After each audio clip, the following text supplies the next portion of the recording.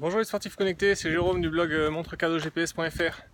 Je profite d'un petit endroit là où il y a un peu moins de vent pour vous annoncer que ce matin je pense qu'on a élucidé le mystère des flèches de direction dans la navigation en suivi d'itinéraire de la Fenix 5. Alors concrètement ça fait depuis la publication du test de la Fenix 5, ça fait donc plusieurs mois que j'ai reçu, je pense plus d'une dizaine de questions dans les commentaires de la vidéo YouTube que j'avais postée sur l'article du test ou bien par mail de gens qui me demandaient comment j'avais fait pour avoir en bas de l'écran le petit bandeau avec les flèches de direction qui disait tourner à droite dans 175 mètres, tourner à gauche dans 25 mètres.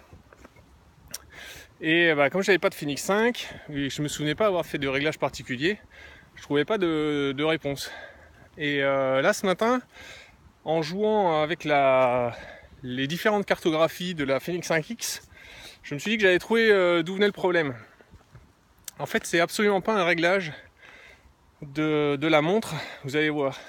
Donc ce que j'ai fait, pour être sûr que ça s'applique bien à la Fenix 5 et au suivi d'itinéraire, j'ai posté ce matin un post sur Facebook et maintenant il y a eu plusieurs réponses là qui confirment bien que pour avoir les flèches de direction, en fait ce que j'ai découvert ce matin, et c'est pareil pour avoir la navigation sur itinéraire sur la 5X, il faut que vous ayez importé votre itinéraire par Garmin Connect. Donc moi j'avais fait aucun réglage particulier, en fait j'avais tracé mes itinéraires sur Garmin Connect, téléchargé sur la montre et ça marchait. Et il y a des gens, alors en fait il s'avère que tous les gens chez qui ça marchait pas, c'était des personnes qui avaient utilisé Basecamp ou qui avaient tout simplement fait un copier-coller du fichier GPX sur l'arborescence de la montre. En fait, quand vous connectez votre Fenix 5, vous pouvez ouvrir la fenêtre avec les fichiers et là vous pouvez déposer des fichiers directement dans un dossier qui s'appelle Garmin et vous pouvez tout à fait déposer un fichier d'itinéraire comme ça à l'arrache.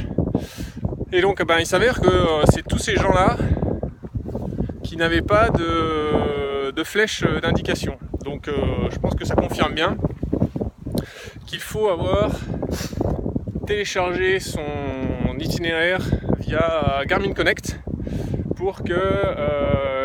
pour avoir les flèches d'indication en bas à gauche, en bas à droite sur l'écran. Alors du coup, il y a une personne qui m'avait contacté, lui c'était pour une Forerunner 935 et son problème c'est que ses flèches ça l'agaçait. En fait il voulait plus les flèches. Du coup j'ai pas de solution, enfin si j'ai une solution mais ce sera pas simple puisque c'est pas un réglage sur la montre, on peut pas choisir de les enlever ou de les afficher.